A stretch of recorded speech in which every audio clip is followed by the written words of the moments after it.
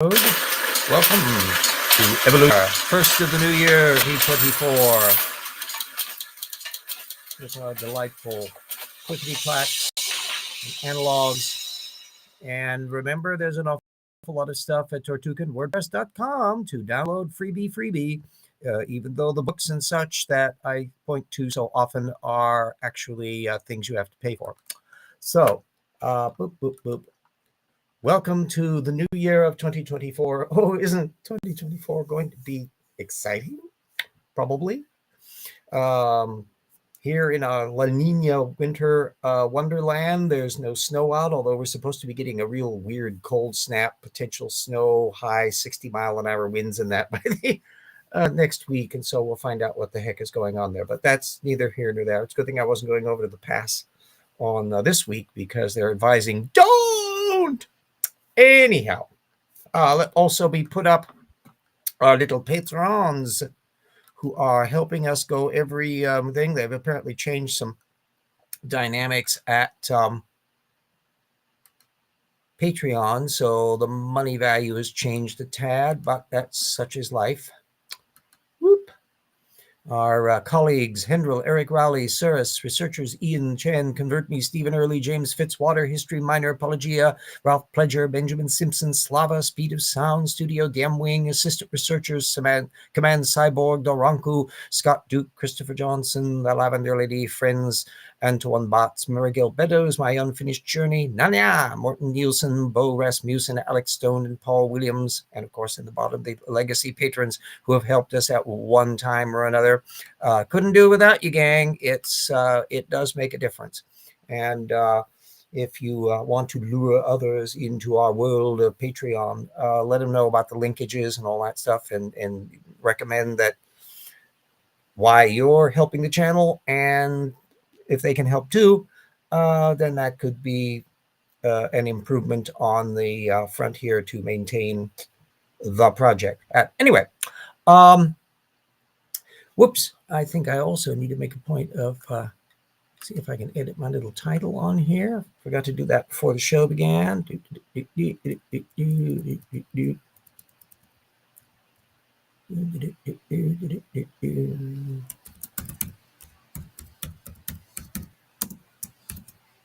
Interesting little questions as to whether or not I can edit a title while I'm actually on the show.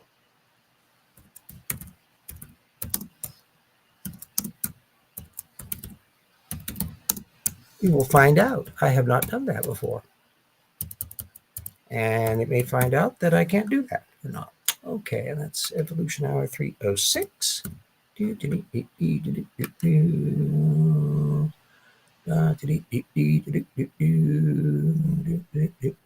Okay, there we go. Looks like that worked. Okay. Anyhow, Baraminology, Hopes, Springs Eternal, and Peacock Tales are our topics today. As you well know, the bulk of the show for the last umpteen episodes has been a gradual analysis of the sources in the creationist book Titans by Jonathan Sarfati and Mr. Tay. And we're still at the tail and dregs of their section where they're laying out the mythologies of Baraminology, but not exactly dealing with the technical literature of it. In fact, this episode reconfirms that. They're sprinkling some more on Baraminology pioneers, Marsh and the like, and a pair of very old works, one from Walter Remin from 1990, which I'll be putting a link up to. That's an old creationist paper he did. Remin is still kind of knocking around as the supposed theoretician of disproving evolution at a kind of mathematical level. And it was as much a swipe at anti-creationists as there were really laying out any dynamics. He's laying out some of the terminology of holobaramins and all that, which have become the buzzword of the other paper, Todd Wood 2002, on a tutorial in Baraminology that I'll also be putting a link up to, of where he's tiptoeing into the issue of the grasses. And an awful lot of the Baraminology literature has avoided, especially invertebrates, tiny smattering on vertebrates. You get a little bit of dinosaurs, one or two trying to do something with mammal origins, and most of them staying well down the list. The way where things, of course, get funky is in the human evolution department, and we'll be discussing that in the volume 2 of Rocks Were There. In relation to how they're trying to parse their way through that. Volume 1 alluded to some of the material in older creationism and how mucked up they are as to what is what from a kind point of view. But baraminology has still not been a great help to creationism, because they keep on lumping in groups that aren't regarded typically as being in the human bunch, like the Australopithecines and that. But if they're parsing their data field down and being kind of arbitrary about how they're dealing with the stuff, they can get all sorts of very strange conclusions from their own model. Anyway, citing the Ramin and Wood work, our little Titans authors blithely acknowledge, quote, "Further refinements are more difficult, but creationist systematists work with features of discontinuity," unquote.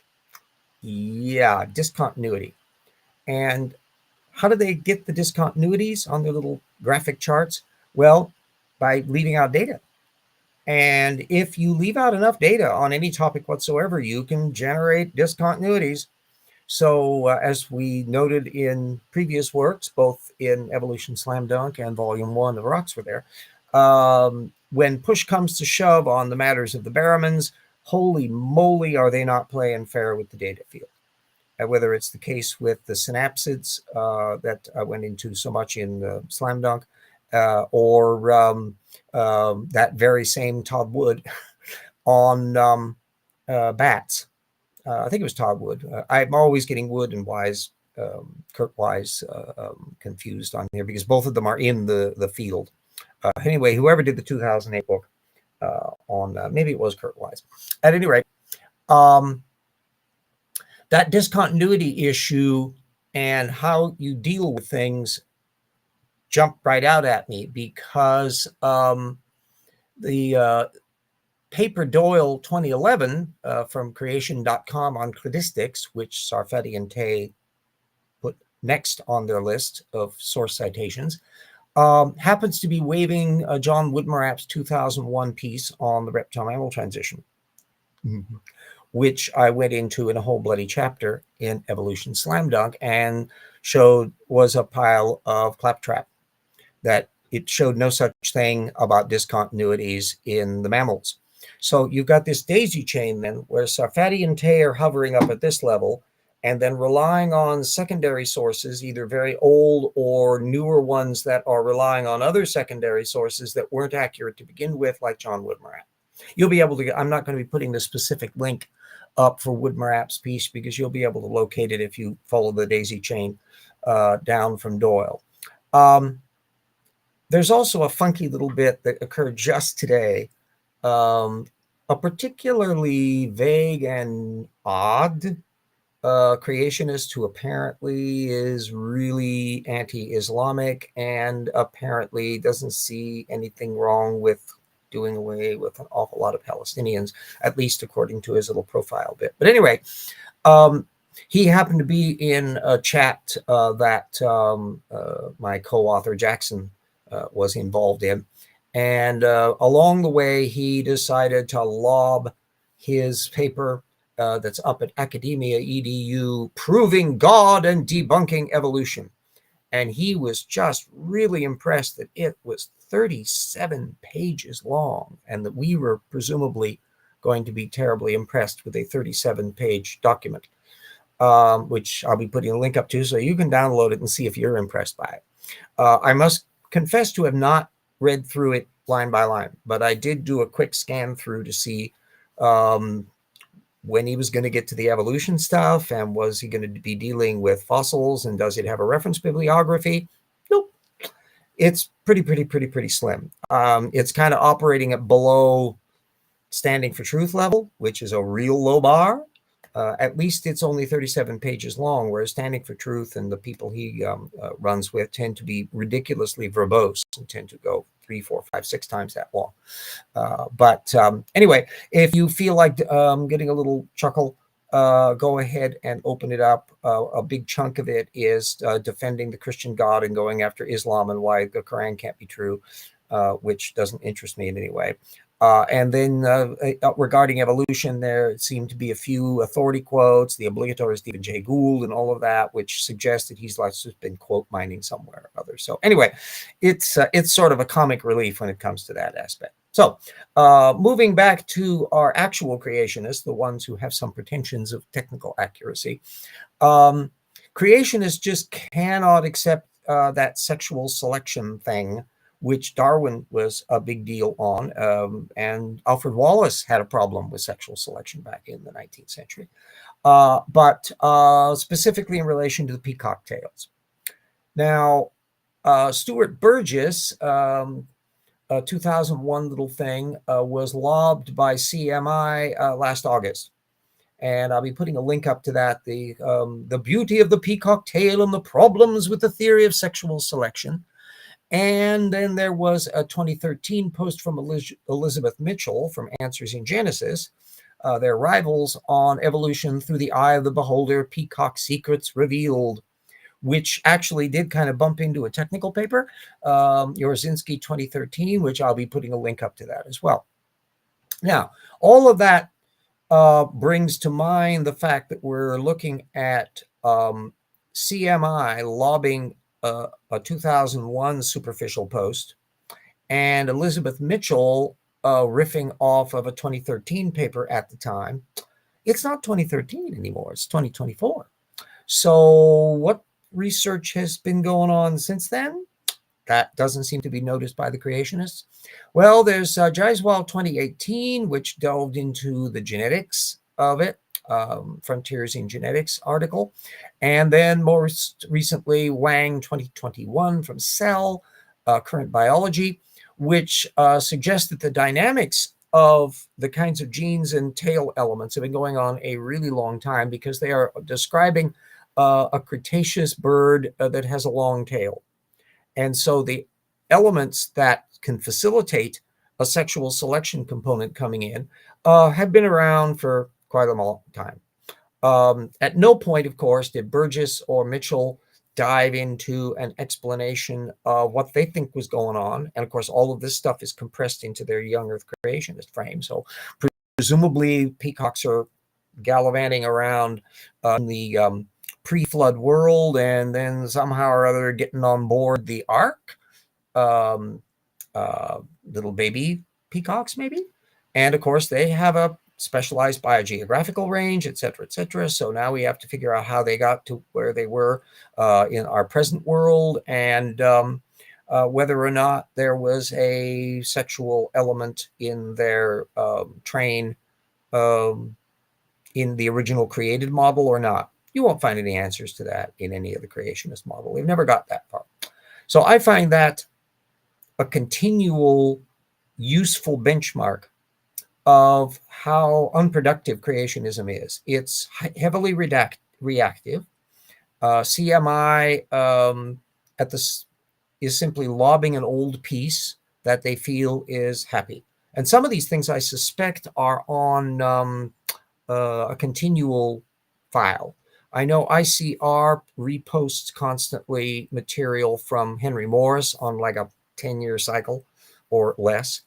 And much the same thing is happening with CMI, where they've got a bunch of material that is within their proprietary range to run, since they had their little divorce with Answers in Genesis back in 2006. And those are the sorts of things they like to continually retread. Some of the stuff is ridiculously old, where I'm looking at material that's from the 20th century. A smattering of the stuff is new apologetics, which we're going to, of course, be alluding to along the way in a lot of specific topics in Volume 2 of The Rocks Were There. I was just analyzing a thing today where some of the new findings on Chinese anthropology, the interesting elements of just what kind of humans are living in our genus, not our species, in China. The latest materials indicating possible gene flow with Denisovans and Neanderthals and some of these other bits. So it's an interesting and fascinating field, by the way, none of which is being done by any creationist researchers. And Peter Line has been lobbying a new paper on the thing, trying to sweep it away, or not a paper, article in Creation magazine. So there is that tendency when stuff is coming in prominently enough that it comes on the creationist scope, they want to roll out some new apologetics to sweep it aside. But the interesting issue is what's going to happen in the years to come? Will they ever deal with this material? Will they ever come to explain it, most of the data in it? And judging from my measurements that I've been doing in Troubles in Paradise, the answer is nope. As you've been seeing week after week after week, I like to call attention to how relatively disconnected the creationist apologetic literature is from the scientific field. So there's a certain amount of gotcha elements. There's Mitchell is riffing off of paper that came out the same year she's doing it. So they're simply responding to the incoming data field. But a decade goes by and their model doesn't lead to anything. The researchers go on and do more work, but they don't. And so theoretically, one could amass a mass interconnected spreadsheet network or some way of assessing the pathways of creationism in burrowing through the science literature and how far down the citation trail they go before they stop moving and they jump to another element. That will be for future generations to fiddle with. I'm not at that level of analysis. I'm still running at the basic source citation level just to deal with whether or not somebody has in fact done with it or not and discussing the content of it. But in principle, that's something that future researchers can do to build off of the stuff that I've been doing and expand the field even farther. I suppose one of these days, if we want to have somebody that might be interested in that sort of a thing, we can start sharing the material of my spreadsheet where I'm keeping track of all of these incoming material that gets popped up in the discussion that we're having here and ends up in the source material that's being discussed in the various books. But that's neither here nor there down the line. Not seeing anybody in the chat there, so I guess I'm a little lone wolf at this point. We'll be continuing to do updates. There's probably going to be another couple of episodes to finish off that Baraminology chapter, and then we're into the next biz. It'll probably be a ways later in the year before we start bumping into their attempts to discuss specific taxa, which I am chomping at the bit for, because that's where the rubber hits the road on whether or not creationism has any explanation at all for anything. Or will they be merely repeating the paleontology that they did not contribute to pretend as if they were actually doing this stuff?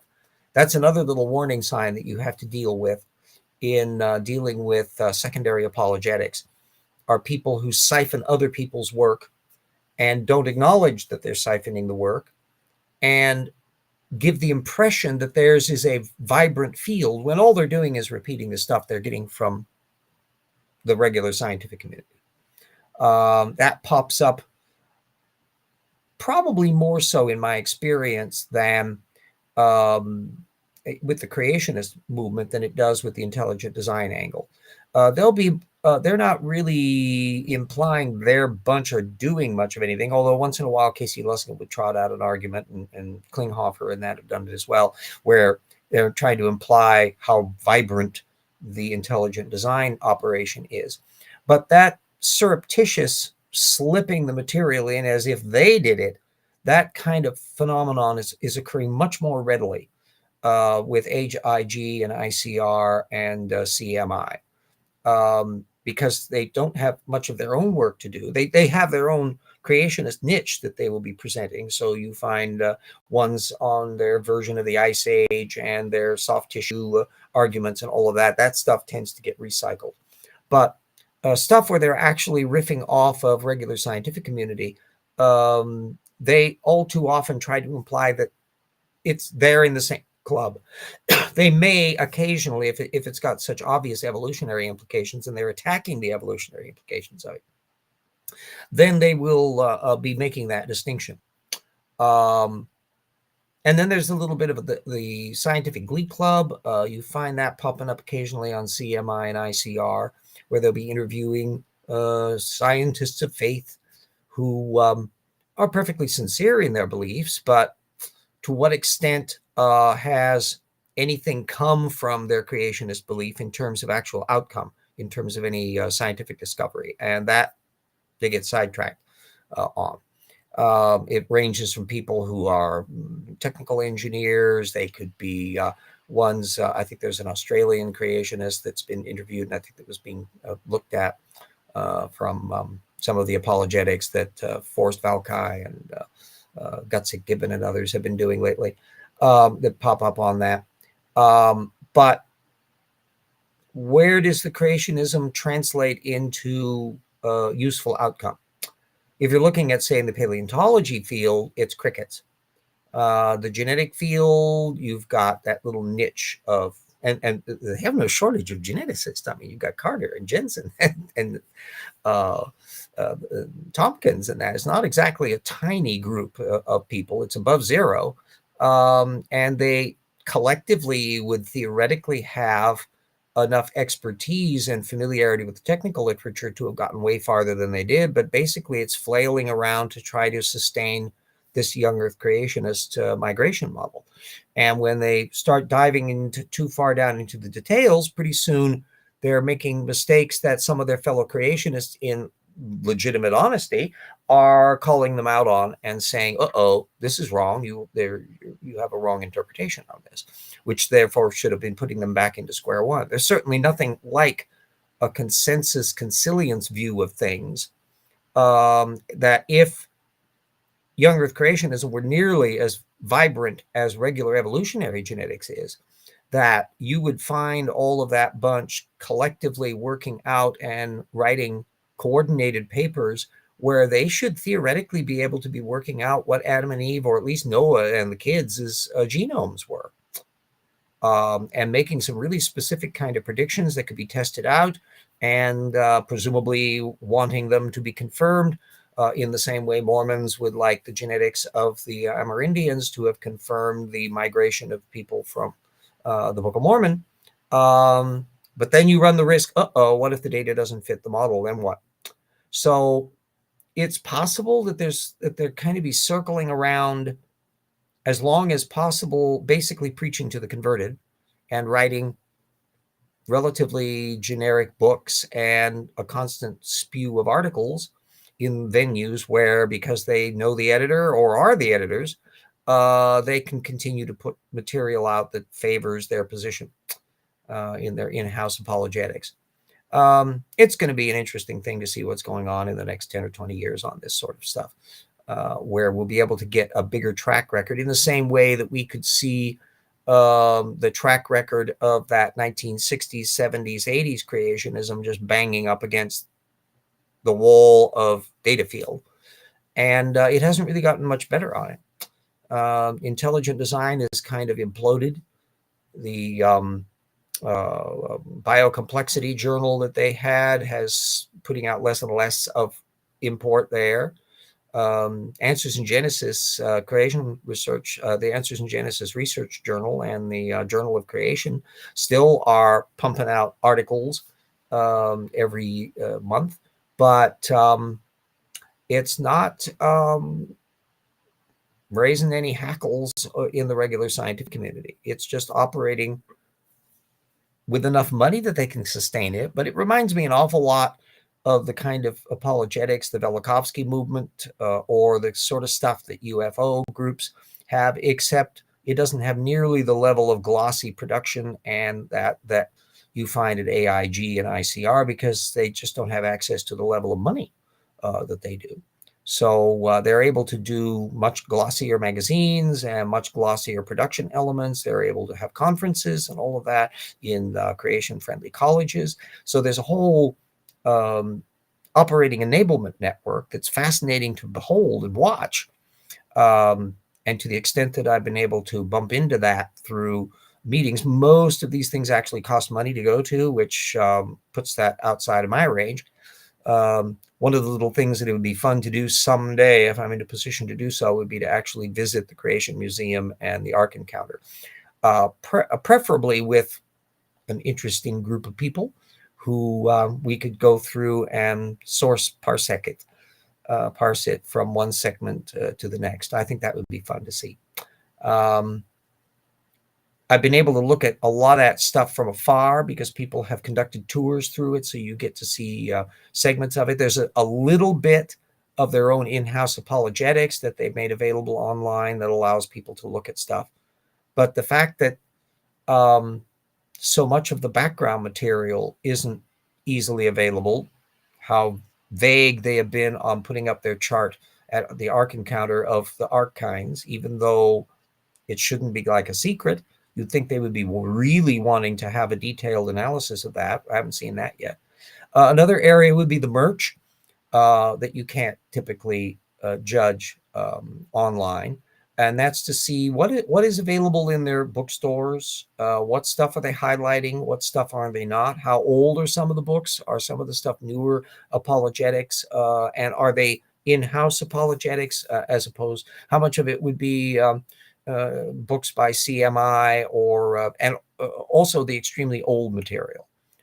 Be fascinating to see whether or not Dwayne Gish and some of these others who are now dead, whether or not those things are directly related. So there's a whole bunch of stuff that is a kind of a meta level analysis that you can glean contexts and social connections and cultural trends within their little community if you're able to see it live, as well as seeing how full the parking lot is. How are the staff? Apparently, from what I've heard from everybody that has ever visited these places, they generally are quite congenial people. They're not argumentative. And in fact, I think they're probably not looking to have an argument with visitors. Most of the ones that they will want will be people who already agree with them. Sidebars, of course, would be how big of an impact it has on the local economy. Hello, Purple.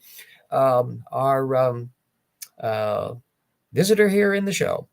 And so there's this element that there's an awful lot of little creation museums knocking around in the country, for example.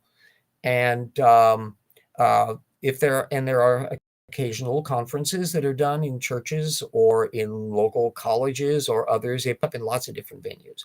And if you can afford to pay the fees to do some of these things, then fine and dandy. But if not, keep an eye out for things that you can visit and study and analyze without cost, and make up your observations about them. Look to see what they say, see if you can find out what their sources are, all of that kind of material. And then you can make up a presentation if you're on YouTube, the way old fart like me is, or if you have a blog post, you can put up a coverage there. Any of that can be done, because the more information you have and the more accessible it is, the greater it is for people like me to be a scholar, that you can discover things that open up from what other people have experienced, so that now you can collectively draw off of people. Joel Duff would be visiting a place and talking about his reaction to it, which he's done with a local creation museum. Those who are more video savvy that can get permission to do so with their smartphones, that's another outlet as well. But pay attention to the content of what they're claiming. Are they offering source material as documentation for this? There was a little silly museum down in, I think, Boise. It's a creation museum, and very, very sparse. I mean, it's about the size of a garage, basically. And they're very sincere about it. But when you start looking at the little blurbs that they have up, you can see a very few of them are actually giving information about where they're getting their information from. Or they may be secondary source citing, where they'll be quoting, air quotes, the scientist, but what an accurate depiction would have been that the information that they're putting is stuff they pulled from a quote mine, and all they're doing is giving the alleged source for the material, not the quote mine that they were drawing it from, let alone confirming necessarily that the text that they're giving is actually an accurate representation of it, because they don't know, because they only got it from quote mine. So all of those layers of scholarly analysis are things that somebody watching a bit or seeing a report on it and with pictures may be able to glean information and insights that the individual wouldn't. In the same way that if I were going through the museum, the person who actually did get down there, because I had taken a trip down with a friend, and it turns out we forgot what time zone, that southern Idaho is in a different time zone than northern Idaho. So we ended up arriving after it had closed. But later on, a geologist friend of ours managed to go down to the same museum, and so they were able to get some pictures and information in that we could look at. Well, the geologist is going to be looking at a different set of elements than I would be or somebody else might. So elements in terms of, oh, that name rings a bell. That's somebody that's been in the apologetic frame for creationists for years. But the geologist is knowledgeable about the geology facts, of which very little are being presented in the show. So they're not going to be spotting those things. So the more that you can interact and connect up the disciplines and interests of lots of different people, the more that you can glean of all of this stuff. Plus, you end up learning things, discovering stuff in the course of researching that puts up in more. Now, in the same way, anybody that sees information of that on my show, they can come on and comment on the messages once the show is posted. And I have no problem with that.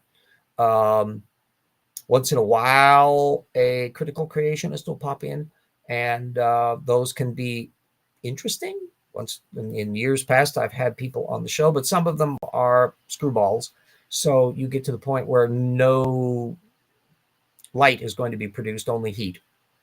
And so that doesn't happen all that often. Plus, I've got a more clunky platform in that now for sharing people and the like, although I haven't tried sharing a video since I went up to the improved internet connection. Well, cross fingers, one of these days we'll have to give that a little whack. Maybe we'll be doing something in that regards once we finish volume 2 of The Rocks Were There, where we're dealing with blurbs for the show. So anyway, continuing on as we are, there's going to be lots of very current science material being discussed in volume 2. So it's going to be stuff that's covering material all the way up to the publication date of the book, in the same way that we did on volume 1.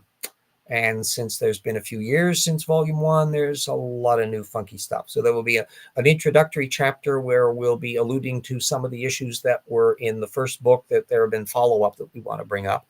And then, of course, the major material in the next chapters. I don't know yet, and we'll only find this out once the whole text gets finalized, whether or not we might be bumping up against our size range, because, my gosh, there's an awful lot of topics, from the origin of vertebrate and evolution, and then, of course, the social cultural issues, that whole quagmire of creationists blitherings on about Darwinian racism and all that. That's going to be stuff we'll be covering. And of course, the chapter that I was doing on biblical flood geology, or more specifically the flood lore and claims that they're living dinosaurs and all that stuff, that's actually grown to the point where I've fissioned it off as 2 chapters. So it is not impossible that we may discover, once we have really worked our way down through at least about halfway or 3/4 through the work, if we're starting to bump up at the edges, we may fission the later chapters over to a 3rd volume. We'll see how that works out. Because we want to make things as comprehensive as possible, still with a fully referenced base that can operate for anybody all the way up to college level. And there's so many interesting bits that are going to be in there. The segment on the Ark Encounter kind list is a funky, wonderful thing. No one's done really a breakdown of it in a text format structure with the external referencing. Gutsick Gibbon did a wonderful walkthrough on a lot of these things, and there's been comments on specific gaffes in the Ark Encounter kind list from various people, including Joel Duff and Dapper Dino.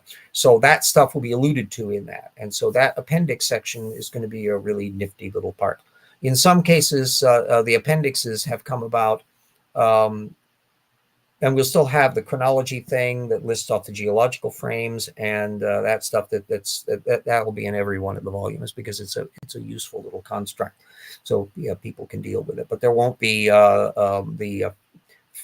well, we'll probably still keep the phyletic material in there as well. Anyway, all of that will be coming down the road when we get the material organized.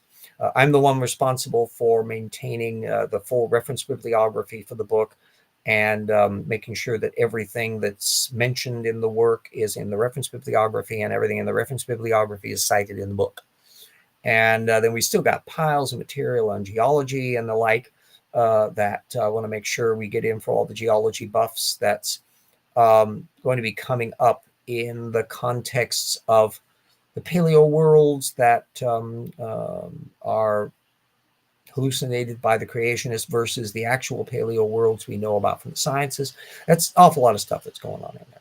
So it's a delicious little work in progress. And I can guarantee you it will have oodles of scoops that have not been dealt with elsewhere about fun facts that are often in very niche areas. But when you start pulling and piecing all the little fiddly bit details together, turns out to be really quite exciting and will get you a good chuckle in the same way that segments of the original book did, because the creationists are simultaneously exasperating and hilarious because some of the things they come up with are so audaciously stupid and ill-informed, and particularly in relation to living dinosaur stuff, where they just are straining at so many misinterpretations. This is putting the group that it reminds me of are the ancient astronaut crowd. And there is, in fact, kind of an overlap between the ancient astronaut Graham Hancock super civilization set and elements of the younger creationist framework. And you get a little bit of UFO lore that's popping up in there. There's an awful lot of stuff that's going on. So to do it justice involves an awful lot of things. We are past a half hour. I don't want to simply blather on forever. Also, sidebar, continuing work on the third in the Paralogs of Fog storyline, which I'm wrestling to the ground and getting all the little superstructures of that. This time next year, I should be fairly nearing the end in sight on that third Paralogs novel, and I would then be knee-deep in structuring the details of the fourth and fifth books, because I have kind of like an assembly line structure of working out how the plot lines and the things are starting to congeal in my head, acts as the scaffolding that I put all the actual writing parts into. And I guarantee you, the way my mind works, I cannot simply come out and gush a novel just sitting down and starting. I have to have a sense about where it's going to end up and the whole superstructure of the thing. So those books will be leading us into the 1880s part of the narrative, and so many more interesting little things that as the Fogg family starts growing, they have kids and all the other little fun and games that are going on. It's a delicious part of one half of my brain that I can deal with elements and run amok in the Victorian and the Edwardian era that gives a nice little counterbalance to just the facts, folks, that's required for the science works. So anyway, we'll let that go. Let me put my little advert here for The Rocks Were There, with your Zot. Peter had done such a good job on constructing, and we will be doing presumably a comparable one for Hope too.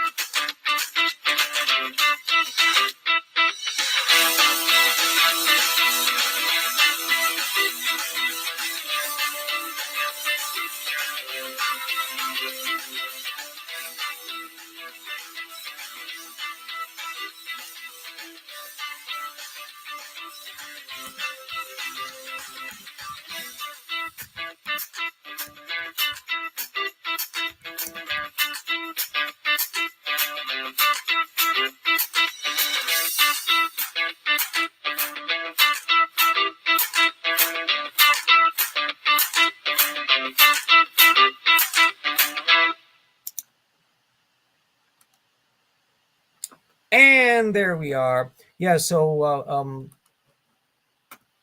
the writing element from a dynamic mentally, the headspace that you get into when you're writing fiction is a different one than when you're writing science prose. There, you're wanting to pay close attention to what the facts are and to make sure you're accurately reflecting the material, that you are hitting the ground with as much of a kick so that it's as unassailable and effective as possible. A very different modality is going on in fiction, where you are opening up a world that you're creating for people, and that's in their head, that's in imagination. And the only thing they're going to know is what's on each page that you're building up that structural narrative. So it's a very, very different headspace for me to play around with those two things. And I suppose it can keep me interestingly balanced, because the one side of me that's the factual ferret working into the wee hours, trying to track down the technical sources and make sure that everything is understood properly, is a very different thing to do.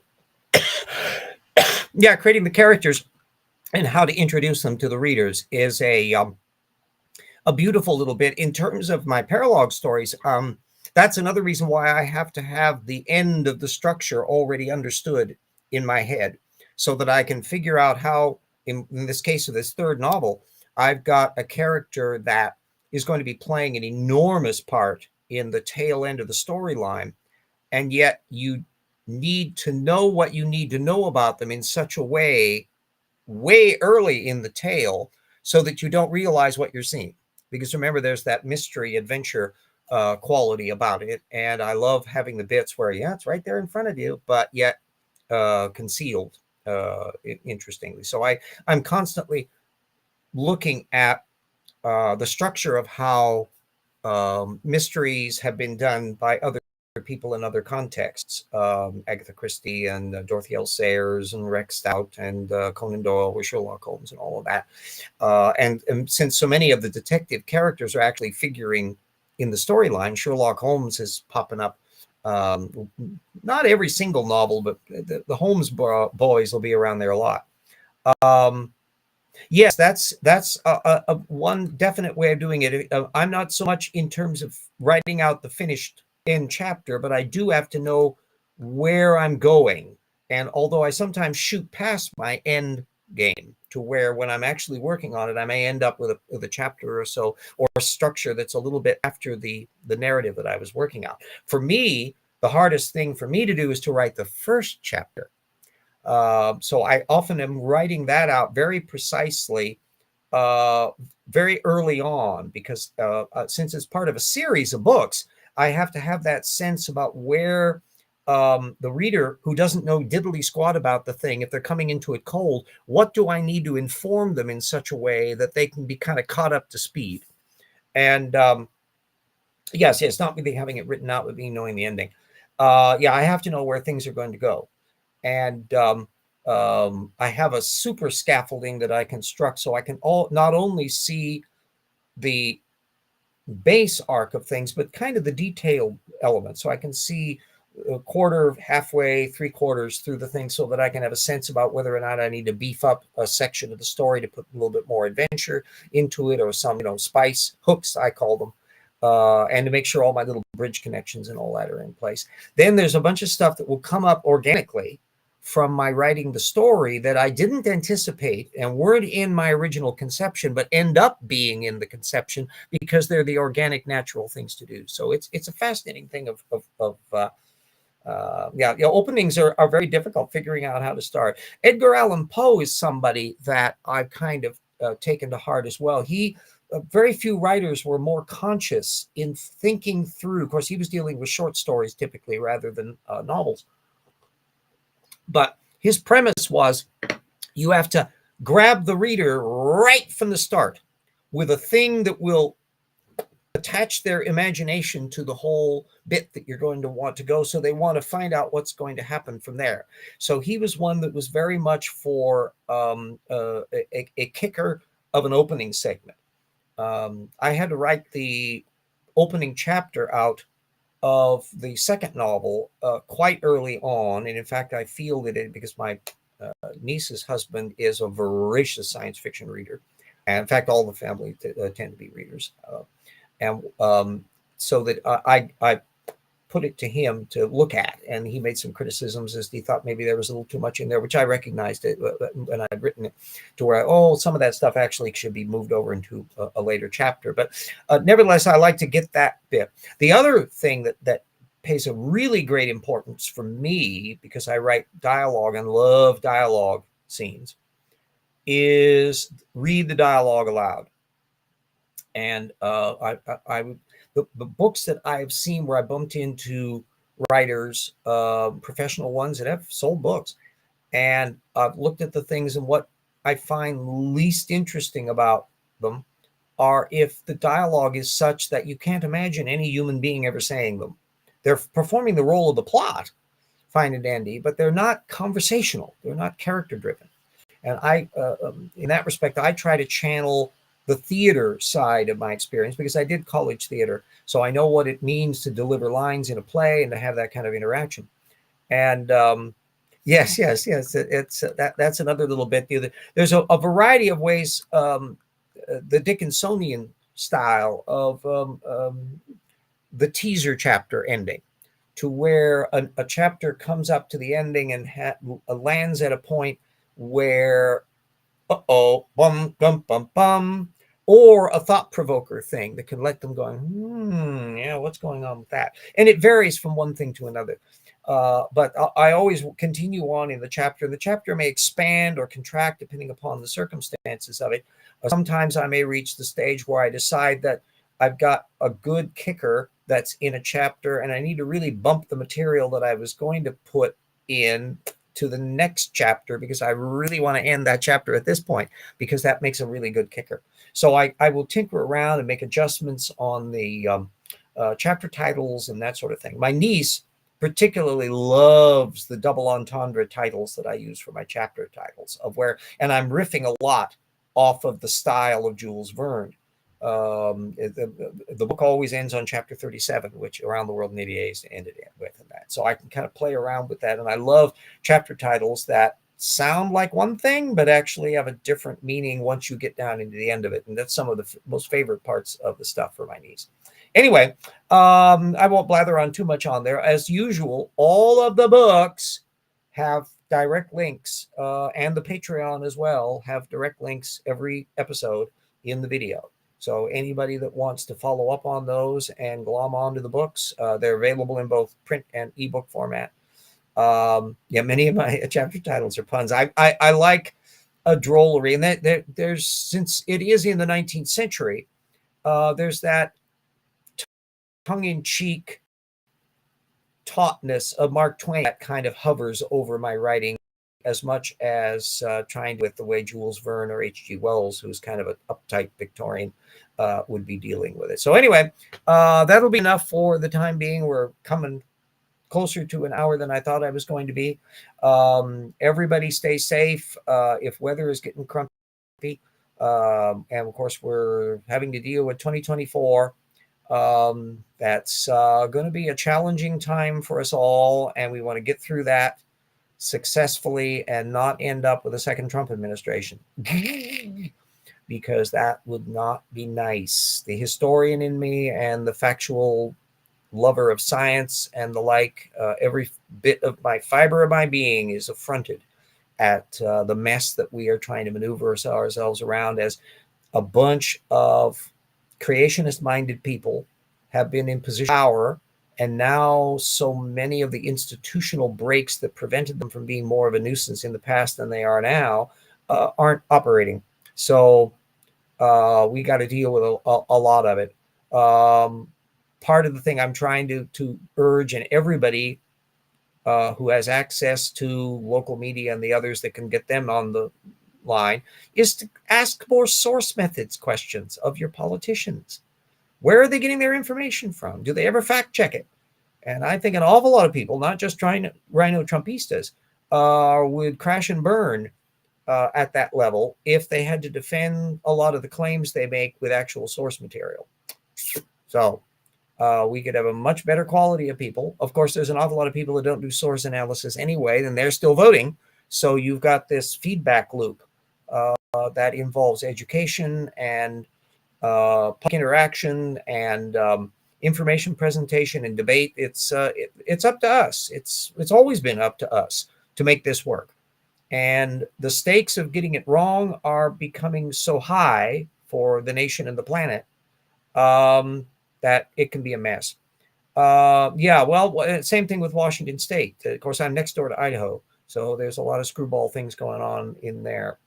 And Eastern Washington is much more conservative than, except in the metropolitan area, than the west side of the state. So anyway, that's neither here nor there. That's a circumstance of stuff. But my co-author Jackson is in Louisiana, which has troubles of its own, and so you've got all sorts of stuff. So anyway, everybody stay safe. Watch out for wooden penguins. They are always a danger.